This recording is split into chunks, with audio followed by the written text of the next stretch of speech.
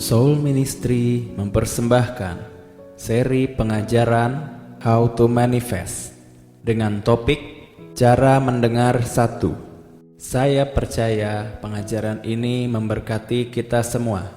Tuhan Yesus menyertai. Shalom semuanya. Minggu lalu kita ada belajar, kita sudah ada mau masuk sebenarnya yang namanya supernatural working ya. Tapi minggu lalu kita belajar ada yang nama experience working. Waktu experience working kita belajar ada 2 poin yang saya jelaskan ya. Waktu itu adalah diam dan yang kedua adalah teguh. Sebenarnya di antara diam dan teguh ini itu ada 2 hal lagi, tapi nggak apa saya akan selipkan pada malam hari ini.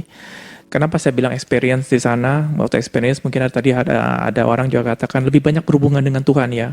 Oke lah, kita bisa bilang katakan lebih banyak berhubungan dengan Tuhan. Karena saya percaya pada waktu kita berhubungan lebih dengan Tuhan, hikmat keluar, keberhasilan keluar, semua di sana. Karena Tuhan katakan berkat Tuhanlah menjadikan kaya, susah payah tidak akan menambahinya. Nah, kalau saya mau tambahkan lagi, yang tadi kemarin dulu saya sudah ceritakan yang namanya diam.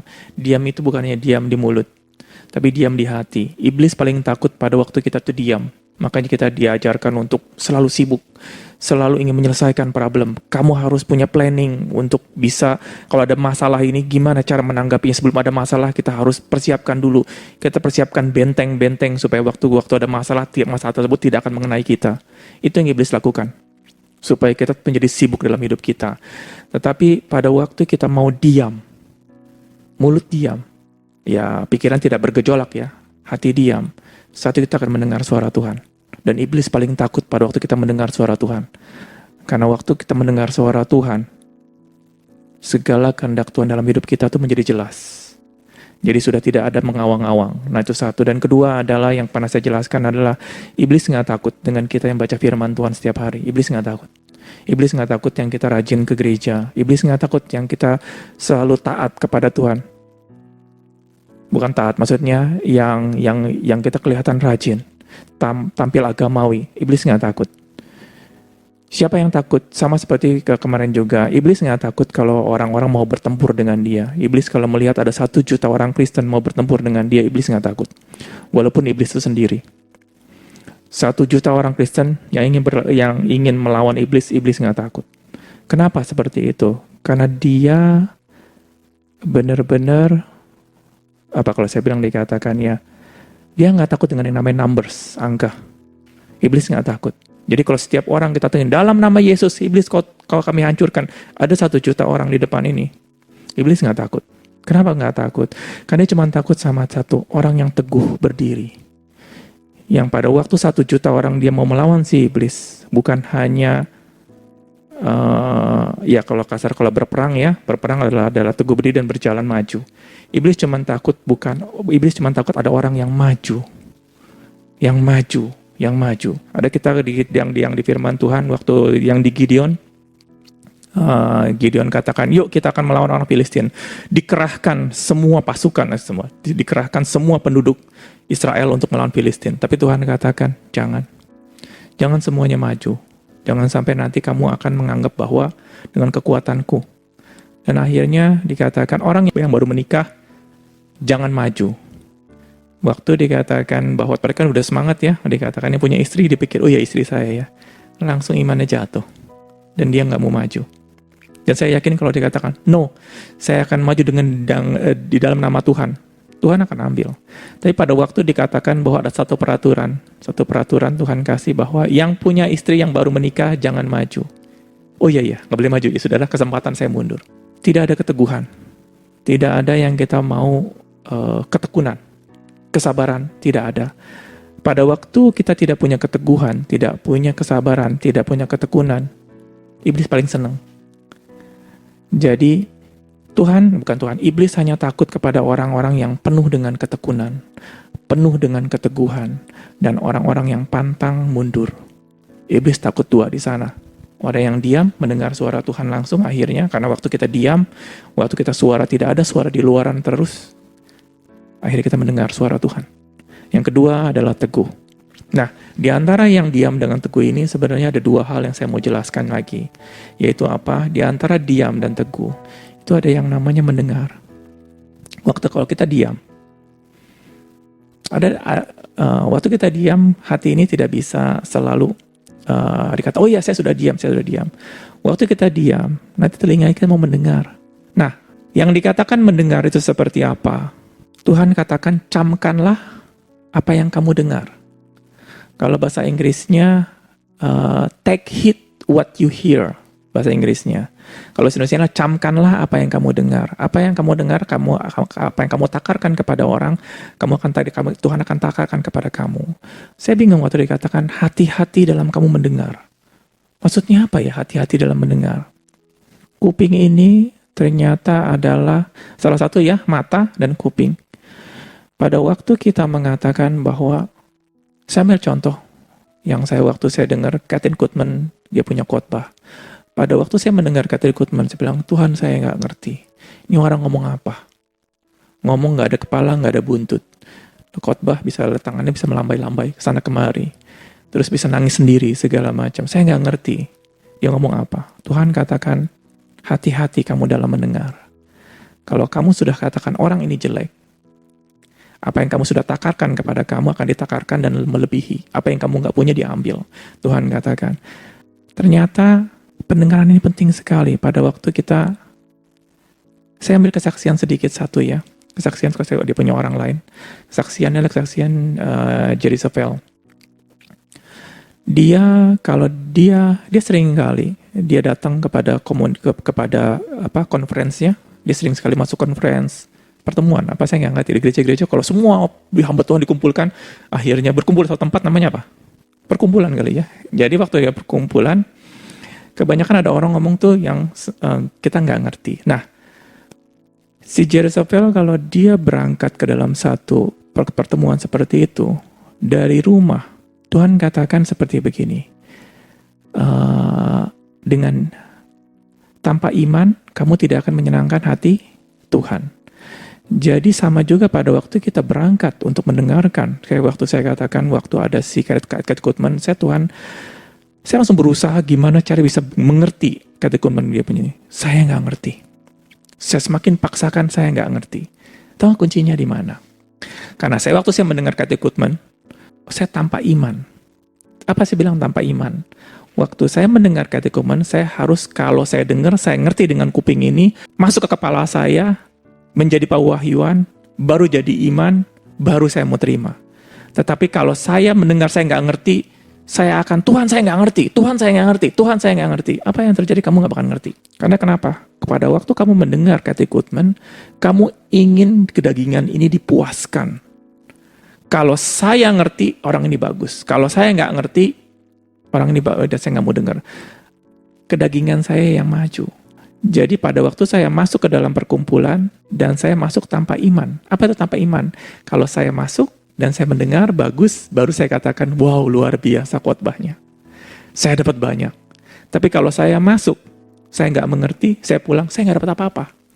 Itu yang dikatakan kamu masuk tanpa iman. Sama seperti orang yang disembuhkan, banyak sekali di sini hamba Tuhan. Satu ada hamba Tuhan, ya saya bukalah. Saya pernah masuk ke gerejanya Yesaya Pariaji ya. Saya masuk luar biasa. Yesaya Pariaji kalau saya masuk, saya nggak ngerti dia ngomong apa. Tetapi yang di depan, waktu Yesaya Pariaji berdiri di depan, itu langsung serbu, pada mau dipegang sama dia. Dan banyak disembuhkan. Kenapa? Saya masuk tanpa iman. Mereka masuk dengan iman. Mereka masuk dengan katakan, kalau saya masuk, kalau saya ketemu Pariaji, saya pasti dapat sesuatu. Apa yang terjadi mereka dapat? Saya masuk tanpa iman. Kalau dia bagus, baru saya terima. Kalau nggak bagus, saya nggak terima. Jerry Savelle, pada waktu dia Tuhan ajarkan seperti itu, akhirnya sebelum dia masuk ke pertemuan, dan saya katakan, apa sih iman seperti itu? Apa dia yang dia simpelkan sekali. Iman itu ada seperti yang tadi mendengar, dia simpelkan sekali, disederhanakan. Apa itu iman? Iman itu adalah saya terima. Kalau dikatakan bahwa kamu disembuhkan dalam nama Yesus, kamu disembuhkan. Dan dikatakan, harus kamu pakai iman. Bagaimana caranya dengan iman? Kamu terima. I receive, kalau bahasa Inggrisnya. Loh, saya nggak merasakan, saya disembuhkan. I receive it. Dikatakan, saya terima. Walaupun saya nggak merasakan tubuh saya enak.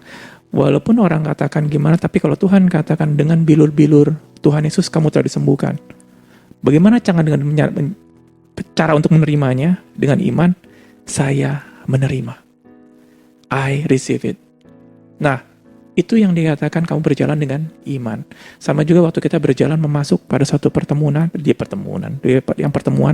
bukan datang duduk dulu baru mendengar, baru berkata-kata, wah bagus segala macam. Kamu dari rumah sudah mengatakan, kalau saya datang ke pertemuan ini, saya masuk dengan iman. Dan saya katakan, sebelum saya mendengar, sebelum saya masuk ke dalam gereja tersebut, saya sudah diberkati.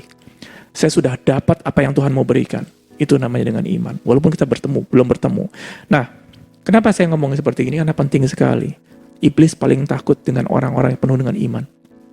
Karena kenapa? Waktu kita masuk ke dalam satu gereja, walaupun asernya nggak bagus, walaupun pendetanya khotbahnya nggak bagus, walaupun saya pulang saya nggak dapat apa-apa, saya katakan saya menerima apa yang Tuhan berikan pada hari. Tapi saya nggak ngerti. Dalam nama Yesus saya menerima. Itu namanya iman. Dan orang-orang seperti gini, iblis paling takut. Paling takut. Karena dia adalah orang, waktu kita pulang, ada orang yang ngedumel, ada orang mempertanyakan sesuatu, orang tersebut yang dikatakan, aku menerima, dalam iman aku menerima. Dia pulang menjadi orang yang merdeka. Mendapat orang yang diberkati. Di sana. Nah, Tuhan katakan hati-hati dalam kamu mendengar. Karena kebanyakan kita waktu meresponi sesuatu sebenarnya dari mata dan mendengar. Pada waktu daging ini selalu involve, selalu maju duluan. Pendetanya nggak bagus, gerejanya nggak bagus. Di sini asernya jelek banget. Aser itu orang-orang yang melayani. Wah, servisnya nggak bagus. Kamu sudah menakar segala sesuatu. Apapun yang ada di dalam diri kamu akan diambil. Wah, kok begitu? Itu firman Tuhan. Apa yang kamu takarkan kepada orang lain, Tuhan akan takarkan juga kepada kamu, dan apa yang kamu nggak punya, Tuhan akan ambil. Nah, hati-hati di dalam mendengar, hati-hati dalam melihat. Jadi ada identik tadi yang diam, pada waktu kita mendengar, waktu kita melihat, dengarlah dengan iman, melihatlah dengan iman. Saya kesaksian sedikit lah ya. Ada dalam satu pertemuan, komsel lah, pengajaran. Waktu saya datang diundang, saya dengar. Waktu saya undang didengar, saya bilang, ini orang ngomong apa ya? Jelek banget segala macam. Keluar. Istri saya juga agak ngedumel. Jadi banyak sekali komplain-komplain di sana keluar. Waktu komplain-komplain di luar keluar di sana, Tuhan diam. Apa yang dia ngomong saya nggak nangkep sedikit pun. Benar-benar nggak nangkep. Nah, tetapi dalam pertengahan atau mau akhir, Tuhan katakan, kamu diam. Kamu nggak punya hak untuk komplain di sini. Ini adalah pertemuan orang lain, kamu datang untuk mendengar. Apa yang terjadi? Ya Tuhan, sorry. Maafkan saya, kesalahan saya ngomong sama Tuhan. Nah, Tuhan katakan, apakah kamu mengasihi orang tersebut? Tuhan, saya mengasihi orang tersebut. Saya bilang dikatakan, waktu saya bilang mengasihi orang tersebut, memang perkataan chip ya. Kalau kita Tuhan, apakah kamu mengasihi orang tersebut? Saya mengasihi. Beres. Tuhan katakan, di kantong kamu ada berapa uang? Saya bilang, saya nggak bawa uang, tapi istri saya ada. Karena saya kemana-mana saya bawa uang sedikit lah, tapi istri saya tanya, Ling, lu ada bawa duit berapa? Ada segini. Akhirnya, apa yang di kantong dia, kasihin ke orang tersebut. Saya nggak dapat apa-apa loh dari orang tersebut. Saya nggak ngerti dia ngomong. Dan Tuhan waktu saya, tapi Tuhan ngomong sama saya, kamu diam. Kamu sudah salah. Akhirnya Tuhan katakan, apa kamu mengasihi orang tersebut? Ya Tuhan, saya mengasihi. Pada waktu mengasihi, perkataan ini cheap. Gitu ya. Susah ya, kalau kita dengan orang baik yang bagus, kita mau memberi ya. Tapi kalau misalnya orangnya sudah jelek, kita udah ngedumel, akhirnya Tuhan suruh memberi, biasanya hati ini dongkol. Nah, tapi Tuhan, apakah kamu mengasihi orang tersebut? Dan itu saya mengasihi Tuhan. Nyatakan dengan uang kamu. Dan saya katakan, saya nggak ada uang di sini, saya tanya istri saya. Kalau istri saya mungkin ada banyak ya kasih semua di sana. Saya nggak ngerti semua apa gimana. Akhirnya istri saya ada segini, kasihin. Apa yang terjadi? Saya hati ini, mulut sama hati, saya sinkronkan. Walaupun saya katakan Tuhan saya mengasihi dia, Tuhan saya mengasihi dia, tapi dia tindakan keluar, itu iman. Dan saya benar-benar berkati saya ingat sekali kejadian seperti itu. Nah, iman itu penting. Hati-hati pada waktu kamu mendengar, hati-hati pada waktu kamu melihat. Bukannya hati-hati pergaulan yang buruk, bukan. Kalau kita melakukan segala sesuatu tanpa iman, kita cuma hanya mau dipuaskan kedagingan ini, selamanya kalian tidak akan puas, karena daging ini tidak bisa dipuaskan. Pasti ada segala macam. Tapi kalau dikatakan, Tuhan, saya menerima berkat. Walaupun saya nggak ngerti, pulang Tuhan akan jelaskan. Tuhan thank you untuk berkat ini. Tuhan thank you. Manifestasi itu akan terjadi terus menerus. Saya tambahkan, tadi yang diam sama yang teguh, di tengah-tengahnya adalah mendengar. Benar-benar mendengar ini penting sekali. Karena banyak sekali anak-anak Tuhan, kita sudah ngerti, dalam melakukan segala sesuatu, kita punya semangat, tetapi cara hidup mereka salah.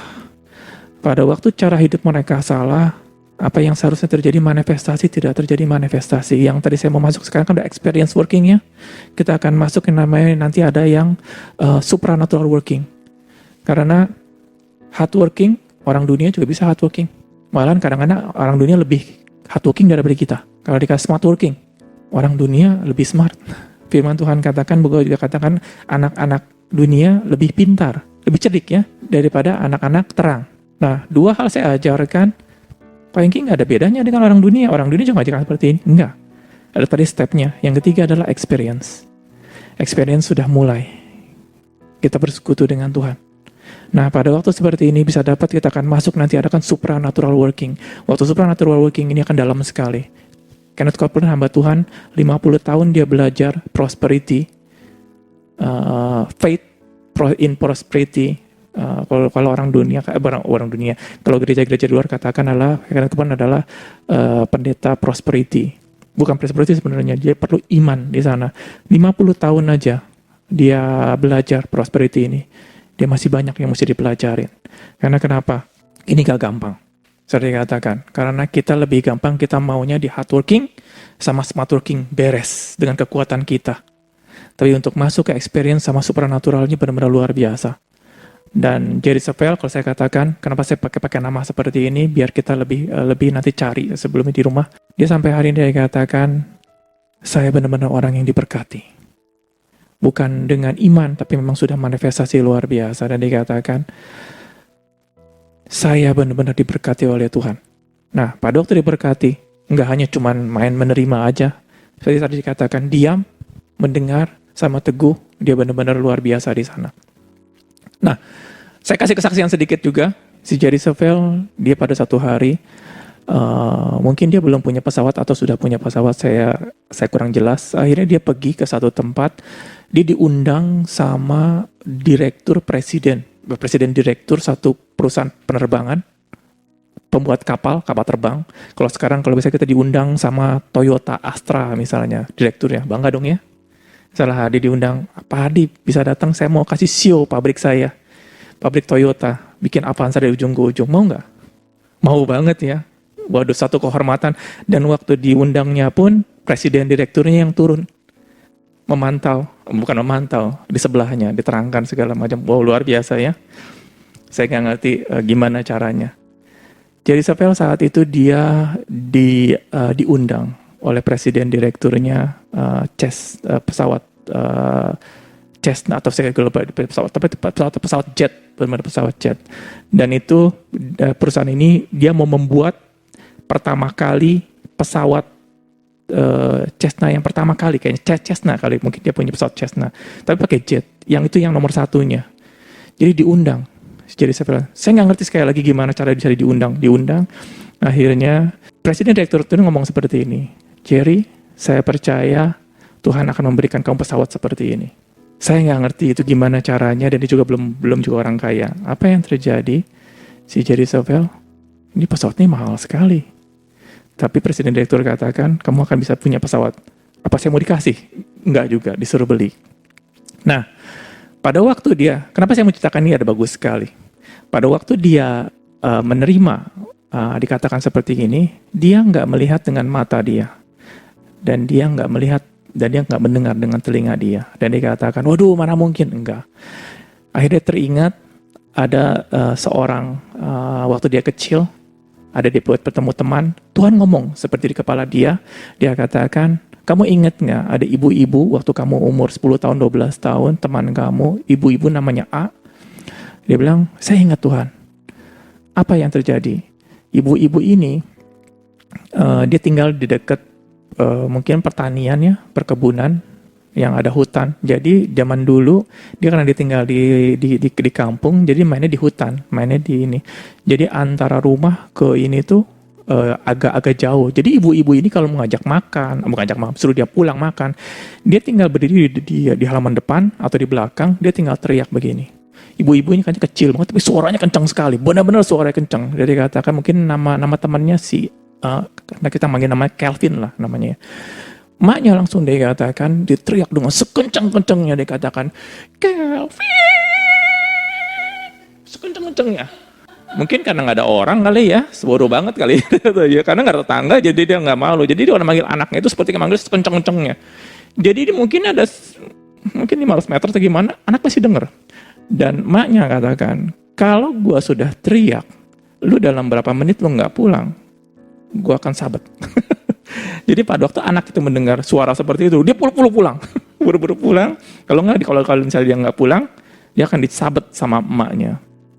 Kebetulan si Jerry Savelle ada di sana, dia ingat banget. Nah, apa yang terjadi? Tuhan katakan, panggillah pesawat itu seperti ibu tersebut memanggil anak tersebut. Hah? Maksudnya apa? Dia katakan bahwa kamu bisa memanggil. Saya ngomong soal prosperity ya, karena kita akan masuk yang namanya supernatural prosperity. Kita bisa memanggil prosperity tersebut. Kok kita kayak panggil-panggil?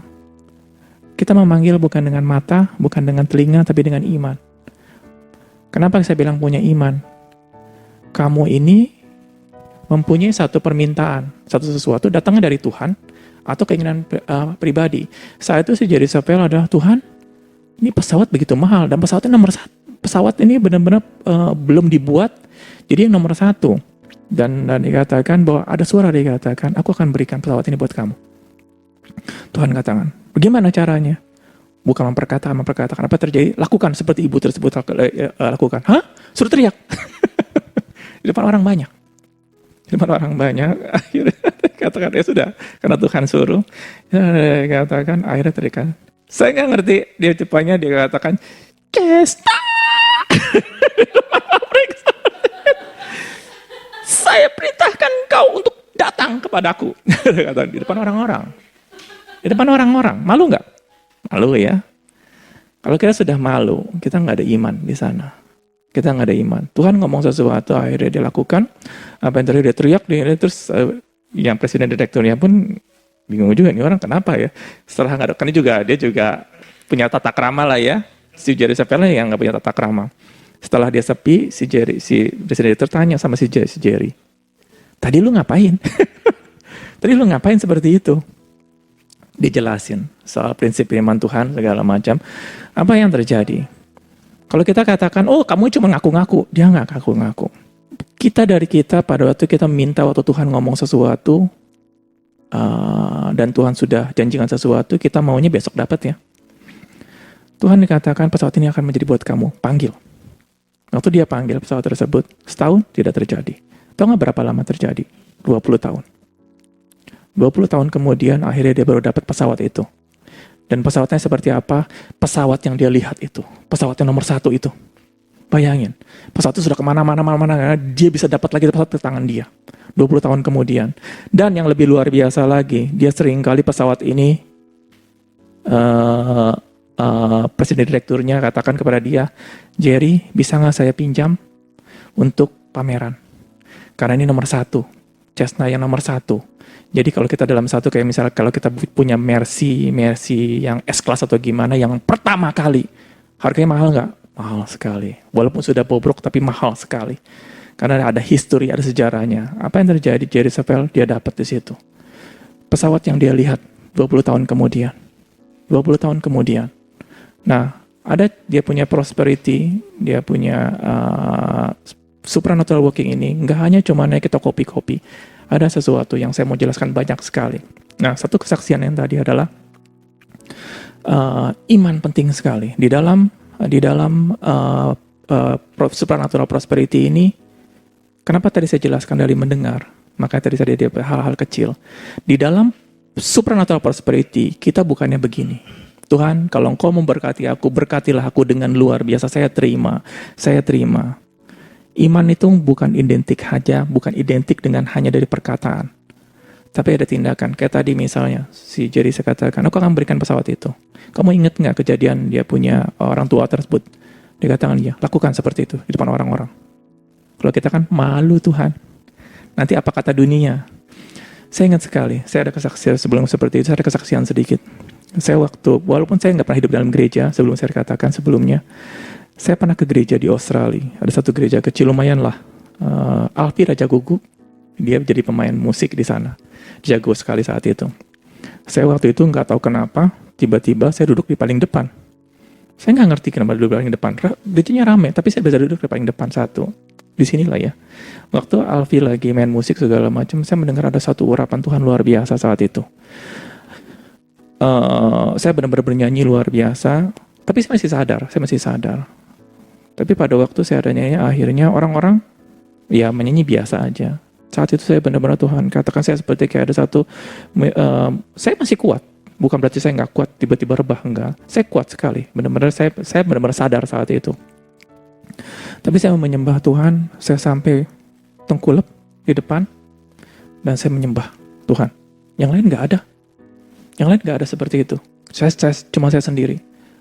Kadang-kadang kalau kita di gereja lagi nyanyi, kita tengkulap begitu, malu nggak? Malu ya. Kalau semua menyembah, yuk rame-rame, kita nggak ada gimana. Nggak tahu kenapa saat itu kayak seperti ada hati saya mengatakan saya mau menyembah Tuhan. Saya benar-benar tengkulap di sana. Di depan orang-orang. Orang-orang nggak ada yang melakukan hal seperti saya, nggak ada. Mereka cuma bernyanyi biasa aja. Tuhan ingatkan saya saat itu bahwa saya melupakan kiri kanan. Jadi ada iman itu terjadi pada waktu kita benar-benar nggak peduli kiri kanan. Kiri kanan kita nggak peduli. Apa yang kita lakukan dengan Tuhan benar-benar pure dengan Tuhan. Nggak ada yang namanya berbarter. Ada satu bukan hamba Tuhan ya. Ya hamba Tuhan dalam firman Tuhan. Apa namanya? Bukan hamba Tuhan. Tokoh ya. Tokoh itu yang tokoh firman. Yesaya ya. Yesaya yang dikatakan sudut telanjang ya. Keliling itu Yesaya benar ya.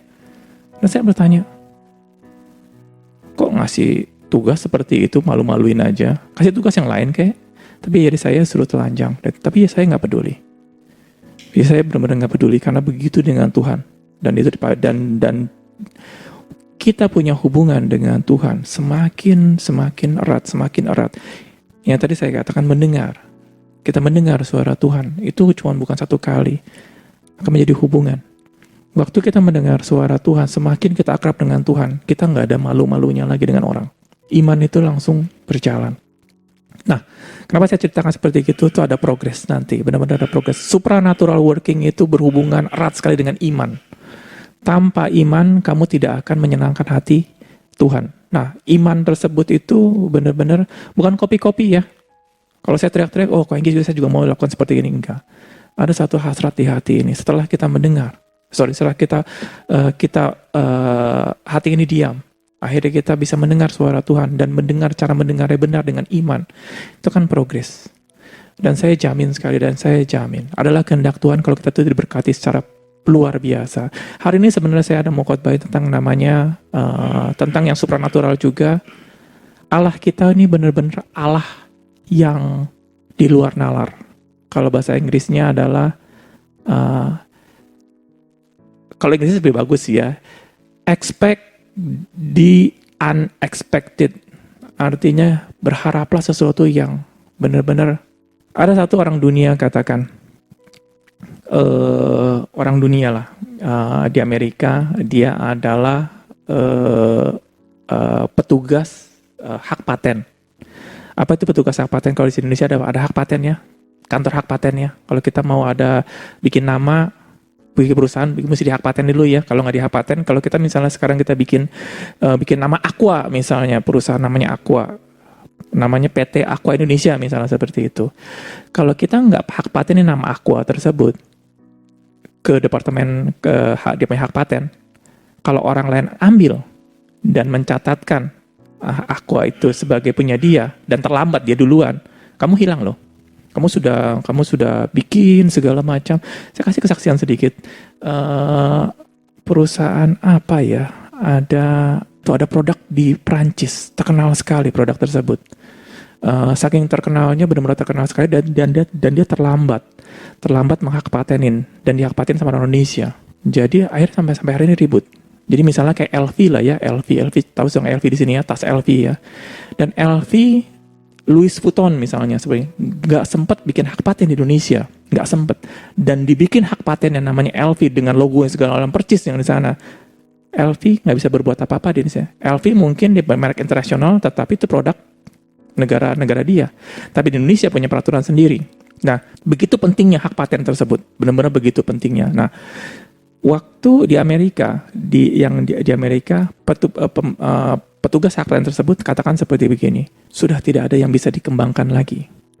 Artinya penemuan-penemuan sudah tidak ada lagi. Jadi hak paten itu seperti departemen yang sudah tidak ada lagi orang bikin hak paten, karena ide-ide sudah tidak ada lagi. Orang dunia mengatakan seperti begitu. Artinya dia benar-benar kehilangan ide, kehilangan pengharapan, sudah tidak ada lagi hal yang baru. Jadi kalau orang yang kaya semakin kaya, yang saya miskin akan semakin miskin. Itu dunia. Dan saya melihat bahwa dia dikatakan tadi yang petugas hak paten dia akan mau tutup, dia punya departemennya. Sampai hari ini ada penemuan-penemuan yang jauh lebih banyak daripada sebelumnya. Dan Tuhan, saya kasih tahu, segala penemuan-penemuan di dunia ini, segala hikmat-hikmat dunia ini asalnya dari Tuhan. Dan Tuhan sebenarnya mau memberikan kepada anak-anaknya dulu. Anak-anak yang mau untuk menerima ide-ide tersebut, hak paten tersebut. Tapi anak-anak Tuhan mau menerimanya enggak? Nah, yang dikatakan supranatural working adalah yang satu dikatakan idenya Tuhan akan berikan. Ada hal yang kecil yang Tuhan berikan bagi orang dunia itu nggak kelihatan, tapi kalau sudah dipakai, kalau sudah Tuhan berikan kepada anak-anak Tuhan, dan anak-anak Tuhan punya hikmat untuk mengelola ide tersebut, luar biasa. Itu yang daripada supernatural working, asal dari idenya dari Tuhan. Nah, kenapa saya ngomong seperti begini? Karena sekali lagi, peningkatan eksponensial ini nggak bisa dengan nalar kita, nggak bisa dengan kekuatan kita, tetapi dengan nalarnya Tuhan, dengan kekuatan Tuhan. Kayak kemarin ada siapa ya? Bishop David. Oh iya, dia di luar nalar ya. Benar-benar di luar nalar. Gereja dia berapa luasnya? Mungkin kurang 2.000 hektar. Pokoknya besar sekali. Mungkin 1.000 hektar apa 2.000 hektar, saya nggak ngerti. Itu gereja segede Pantai Indah Kapuk. Pantai Indah Kapuk 1.000 hektar kayaknya. Iya, Pantai Indah Kapuk itu 1.000 hektar. Setahu saya 1.000 hektar ya, benar ya? Kurang lebih lah ya, percayalah 1.000 hektar. 2 kali Pantai Indah Kapuk, Pik 2. Pik 2 itu begitu besar. Gerejanya Pastor David itu 2 kalinya Pik 2. Buat apa gitu ini? Saya nggak ngerti. Dia berpikir besar sekali bahwa Allah kita Allah yang besar. Kita nggak bisa menerima berkat dari Tuhan kalau kita katakan nggak bisa, saya nggak mampu. Kita mau masuk ya supernatural ini. Hamba Tuhan, siapa di sini yang pernah dengar namanya pendeta Oral Roberts? Ini pendeta dia luar biasa. Kalau saya lagi dengar kesaksian tentang prosperity ini karena untuk mengembangkan kita nggak bisa cuman hanya mendengar pengalaman sendiri. Kita harus mendengar pengalaman orang lain. Ini Pastor Oral Roberts itu luar biasa, benar-benar luar biasa. Dia walaupun dia waktu umurnya sudah tua, dia tidak stop. Dia meninggal umur 90-an. Tapi waktu umur 80-an, yang umur 70-an, dia pernah pergi sama Jerry Savelle ke presiden Nigeria. Nah, Jerry Savelle ini dia lagi mau ada ministry di Afrika, di Nigeria. Akhirnya dia meminta tanah sama presiden yang Nigeria. Waktu dia mau minta tanah ministry dia katakan, setelah saya minta tanah free, nanti saya bangun klinik segala macam, karena di sana belum ada klinik saat itu, dan setelah beres segala macam saya akan berikan kepada negara tersebut. Dan pada waktu dia punya ide seperti itu, dia nego dengan presiden Nigeria, aduh tanahnya jangan banyak-banyak, nanti saya nggak bisa segala macam, cuma mau minta 1.000 meter atau bagaimana, apa 2.000 meter, saya lupa angkanya. Waktu si Jerry Savelle dia lagi nego-nego dengan Nigeria, segala macam lagi ada meeting. Pas kebetulan si pendeta Oral Roberts di sebelahnya. Akhirnya pendeta Oral Roberts marah-marah sama Jerry Savelle. Kenapa? Kalau kamu meminta sesuatu, dikatakan bahwa intinya saya mau ngomong adalah si Oral Roberts dia nggak suka dengan orang-orang yang berpikir small. Khotbahnya Andomek yang don't limit God asalnya dari Oral Roberts. Dan Oral Roberts nggak suka dengan orang-orang yang berpikir small. Apa orang-orang berpikir small? Waktu melakukan sesuatu sulit, susah, nggak bisa, saya nggak mampu. Kita nggak bakal bisa masuk ke supernatural working. Benar-benar nggak bisa masuk. Walaupun kita dikatakan Tuhan berkatin saya, waktu attitude kita Nggak bisa. Terlalu sulit. Akhirnya si orang Robert di depan presiden Nigeria, kalau saya mau narik kesaksian agak panjang, dia langsung marah-marah ke Jerry Savelle dan dikatakan minta sama presiden Nigeria itu 10 kali lipat luas tanah yang kamu minta. Misalnya dia minta 1 hektar, minta sama itu 10 hektar. Nanti gimana? Urusan nanti. Kamu minta. Dan apa yang terjadi? Akhirnya dia minta 10 kali lipat dan akhirnya tercapai semuanya. Nah, saya katakan sekali lagi tentang supernatural working. Itu semua berhubungan dengan iman berjalan. Kita nggak bisa cuman hanya, nggak bisa. Attitude kita nanti akan berhubungan dengan attitude semua di supernatural working ini. Oke, saya jelaskan sedikit lagi, saya mau kasih sesuatu ya. Supernatural working ini adalah perjalanan. Jangan kita anggap bahwa ada satu puncak. Setelah saya dapat di puncak, yes, saya sudah sampai di puncak. Supernatural working ini tidak ada puncaknya. Benar-benar nggak ada puncaknya. Jadi dia akan naik. Kesaksian banyak sekali. Saya kasih kesaksian sedikit juga ya, ini orang dunia. Di sini siapa yang tahu namanya film Back to the Future? Yang main Michael J. Fox. Film Back to the Future. Saya terlalu tua berarti ya, anak-anak muda pada ini. Yang mobil yang dia bisa berangkat ke masa lalu, mobil tersebut. Terus akhirnya terjadi pada waktu dia berangkat ke masa lalu mobil tersebut, dan dia ada seseorang membawa buku tentang pertandingan sport. Misalnya tahun 2000 misalnya ya, ada orang bikin pertandingan-pertandingan, semua data-data pertandingan dari tahun 50 sampai tahun 2050 tahun ditulis. Siapa lawan, siapa menang, siapa. Mau nggak kalian punya buku seperti itu? Mau kalau kita hidup tahun 50-an ya, wow, apa yang kita. Nah, apa yang terjadi itu mobil berangkat ke masa lalu, dan buku tersebut diambil jatuh ke orang jahat. Akhirnya orang jahat tersebut dia bisa pasang taruhan dengan semua kayak Chicago Bulls, pertandingan Piala Dunia, dia bisa tahu siapa yang menang, akhirnya menjadi orang yang paling kaya sekali. Nah, bukan itu saya mau ceritakannya adalah Back to the Future ini menjadi salah satu film yang meledak. Dia Back to the Future 1, 2, 3 film tersebut dia punya omsetnya adalah sampai 1 miliar dolar. 1 miliar dolar, uang dulu loh. 1 miliar dolar. Jadi 14 triliun ya. Not bad ya untuk bikin film. Siapa di sini kalau kita bikin film YouTube dapat hasil 14 triliun penjualan. Not bad ya. Duit dulu loh, bukan duit sekarang. Jadi dia punya inflasinya luar biasa. Modalnya berapa? Modalnya cuma 12 juta dolar. Tapi dapetinnya sampai 1 miliar, jadi hampir 100 kali lipat satu film. Nah, yang saya mau ngomong adalah waktu dia buat pertama kali gagal. Kenapa saya bilang gagal? Dia sudah casting orang namanya Eric siapa? Sudah jadi dari depan ke belakang. Pas waktu ditonton, kok jelek banget filmnya. Sudah bikin ini film dari ujung ke ujung. Akhirnya waktu testing gimana? Kok jelek banget, sudah habis 12 juta dolar. Sorry, 12 juta dolar itu yang pertama ya. Akhirnya pas ditonton, wah kok jadi nggak menarik. Apa yang terjadi? Harus di casting ulang lagi. Siapa di sini kalau udah bikin film, itu sudah jelek, udah yang sudah keluar biaya segala macam, ya sudahlah, lihat aja ke pasar lah, sebodoh kita sudah jadi. Siapa di sini kalau sudah bikin perkedel, bikin ayam goreng, agak angus-angus sedikit misalnya, rasa gimana, sudah jadi, ya sudahlah jual aja, bisa begitu kan ya. Apa yang terjadi? Si orang tersebut, dia punya prosedur apa yang director, produser, sutradaranya ngomong seperti begini, ini nggak bagus, nggak ada aurat. Film ini benar-benar bagus sekali sebenarnya. Apa yang terjadi? Mereka bersepakat untuk mengulang lagi.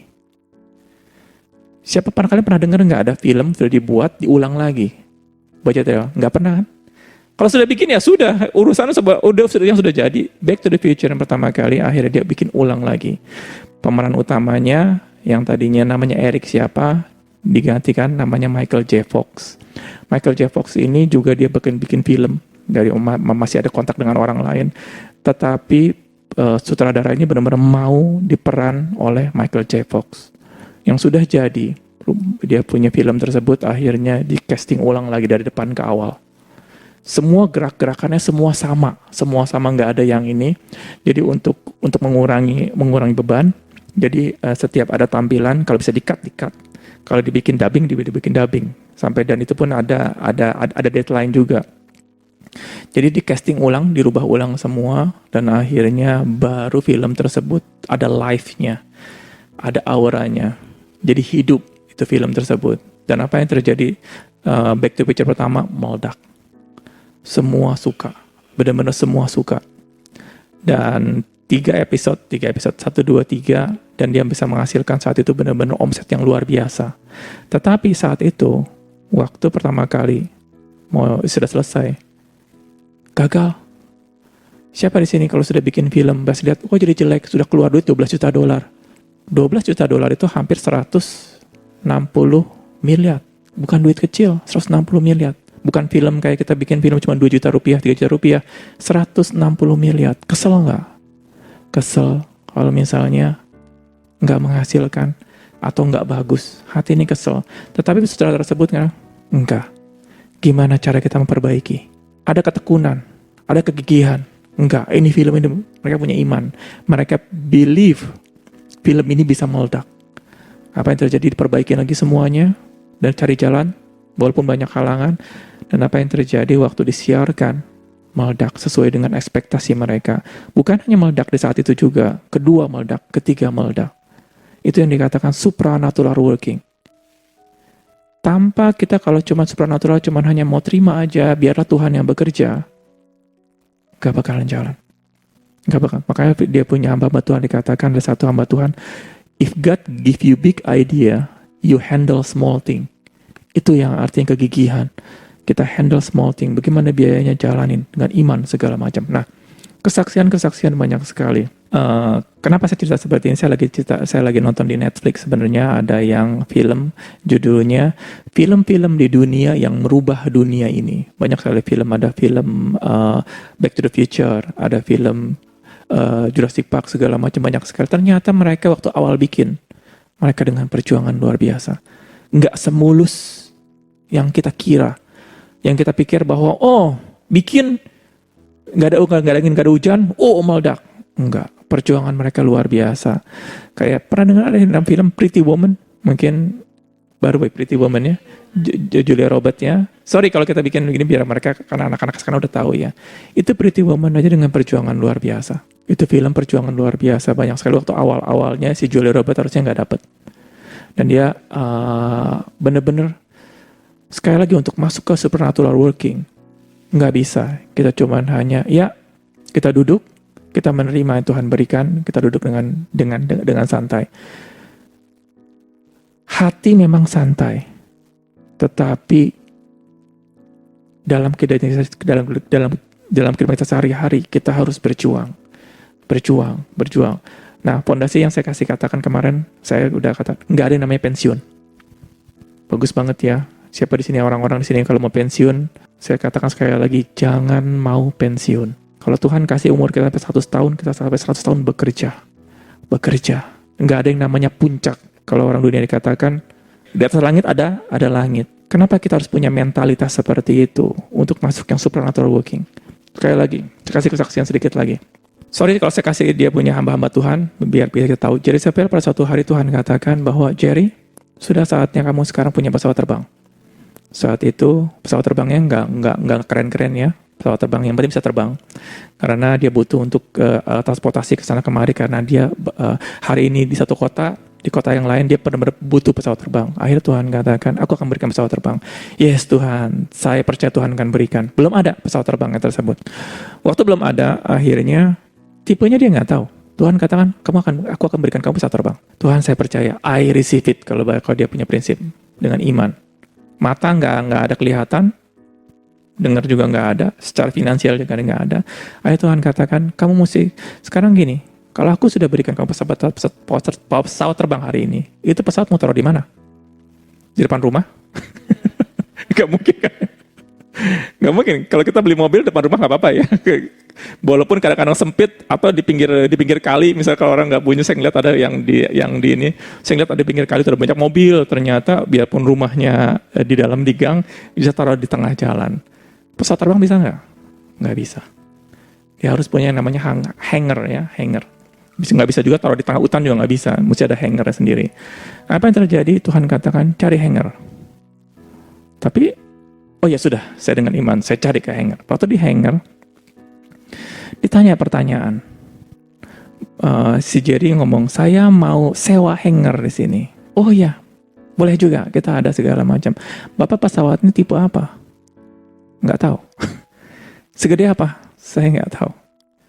Loh, Bapak mau nyewa hanger buat apa? Ya buat taruh pesawat. Sudah tahu belum pesawatnya seperti apa? Nggak tahu. Hampir diusir. Hampir diusir sama hanger. Sama yang dia punya pesawat hanger. Sama yang pemilik hanger. Seperti wasting time. Gitu loh. Ini orang kayak mau gimana. Tapi dengan iman dia katakan, saya harus punya hanger. Karena pada waktu pesawat itu datang, saya harus persiapkan. Karena jangan sampai pesawat itu datang, kita sibuk, nggak ngerti mau taruh di mana. Nah, dan apa yang terjadi? Waktu dia dikatakan, pesawatnya apa? Saya nggak tahu. Tipenya apa? Saya nggak tahu. Mau yang berapa orang? Nggak tahu. Akhirnya ditolak.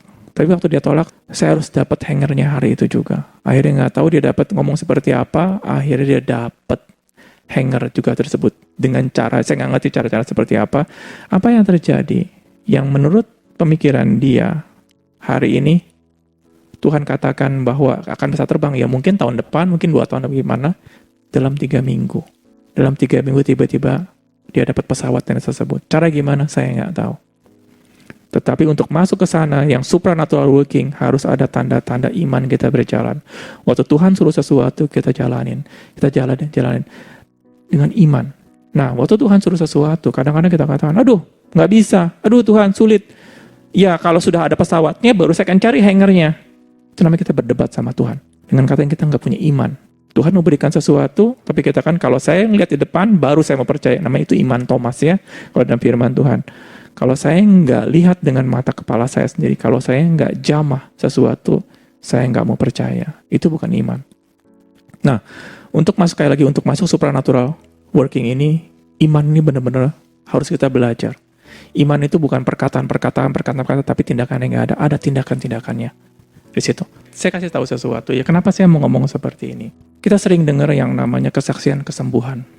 Orang yang sakit, kita doakan sembuh sering sekali. Ada orang yang punya hubungan, terus suami istri yang berantakan, akhirnya kita doakan, kita counseling, akhirnya mereka baik. Seperti Tuhan pulihkan mereka dengan mujizat. Tapi soal finansial jarang sekali. Jarang sekali. Biasanya kalau orang punya banyak finansial, katakan, ya sudah, tahan-tahan saja. Atau bisa dikatakan banyak sekali kalau yang si Jerry Sepel, waktu pertama kali dia masuk ke dalam ministry, dia selalu melihat bahwa hamba Tuhan selalu miskin. Selalu sulit. Atau anak-anak Tuhan juga pun, kalau kita mau humble, kita harus miskin. Kita harus sederhana semua.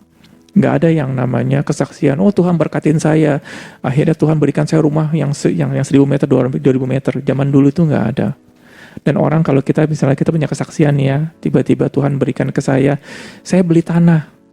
Yang tanah tersebut yang harganya, yang pertama harga 1 juta, tiba-tiba langsung ditawar orang lagi 5 juta dalam waktu 2 hari. Orang nggak mau kesaksian seperti, kenapa? Takut dimintain perpuluhan ya. Atau takut dimintain pajak biasanya. Mereka nggak mau bersaksi seperti itu. Kenapa? Ya, kita hidup kecil-kecilan. Jangan sampai ketahuan orang-orang nanti ikut-ikutan lagi. Financial prosperity itu benar-benar luar biasa. Kita harus bisa mendengar kesaksian dari orang. Akhirnya kita jadi terbuka. Waktu terbuka dikatakan, oh ternyata pekerjaan Tuhan benar-benar normal sekali. Orang disembuhkan, tumpang tangan sembuh, normal sekali. Nggak dikatakan, nggak mungkin. Biasa seperti itu, kalau orang dikatakan bahwa ada yang orang kesembuhan, misalnya kalau kita mau mengunjungi orang yang lagi sakit. Kalau orang tersebut belum pernah mendengar kesaksian tentang kesembuhan, waktu kita ngomong Tuhan menyembuhkan, gampang nggak? Sulit sekali. Nggak mungkin Tuhan menyembuhkan segala macam. Waktu kita memberitahu sesuatu untuk biar orang tersembuhkan, sulit sekali karena sudah berdebat dulu dengan mereka. Tapi kalau mereka sudah tahu persis bahwa di sana kesembuhan, waktu ada hamba Tuhan, apa dikatakan hamba Tuhan tersebut, waktu dia tumpang tangan sembuh. Dan kemudian kesaksian banyak sekali pada waktu kita hamba Tuhan itu datang kepada orang tersebut untuk ditumpang tangan, cepat sekali orang itu sembuh. Karena dia percaya karena sudah mendengar banyak sekali kesaksian. Sama waktu Tuhan Yesus datang, waktu dia melayani, dia kirim dulu ambasador untuk menceritakan tentang Tuhan Yesus. Makanya orang mendengar tentang kesembuhan Tuhan Yesus, mendengar tentang apa yang Tuhan Yesus lakukan. Waktu Tuhan Yesus datang, gampang sekali Tuhan Yesus menyembuhkan, bukan mujizat, karena banyak orang mendengar. Sama juga dengan prosperity seperti ini. Kalau kita nggak pernah mendengar soal prosperity, kita nggak pernah dengar orang-orang yang diberikan sama Tuhan, ada kejadian supranatural yang benar-benar luar biasa. Hati ini kadang-kadang nggak mungkin. Sekarang jangan jauh-jauh. Misalnya kalau kita beli rumah yang harganya 2 miliar, tapi orang tersebut kita beli dengan harga 200 juta. Mana mungkin harga 10% dari harga pasaran. Otak ini kita katakan sudah membatasi. Waktu kita bilang nggak mungkin, terjadilah sesuai dengan imanmu. Tapi kalau kita kan Tuhan bisa berbuat. Makanya pada waktu nggak punya rumah saya dijual, akhirnya kita mau beli rumah lagi, tapi saya nggak ada kepikiran beli rumah. Di pikiran saya nggak ada pikiran bahwa ini rumah nanti naik, terus saya nggak bisa beli nanti gimana. Saya nggak ada kepikiran sedikit pun bahwa saya nggak bisa beli rumah. Terserah rumah itu mau naik setinggi-tingginya, nggak ada masalah. Karena Tuhan bisa berbuat lebih besar daripada itu. Itu iman saya saat itu. Nah, terjadilah sesuai dengan imanmu. Pengalaman-pengalaman seperti gini yang akhir membuat kita menjadi semangat. Bahwa mujizat ada. Tuhan bisa bekerja dalam mujizat soal finansial. Tuhan nggak hanya berbuat mujizat dalam kesembuhan saja atau hubungan, tapi soal finansial pun Tuhan bisa buat mujizat. Nah, mujizat gimana? Kita harus beritakan. Tuhan bisa berbuat mujizat dalam finansial. Mujizat demi mujizat. Di sana.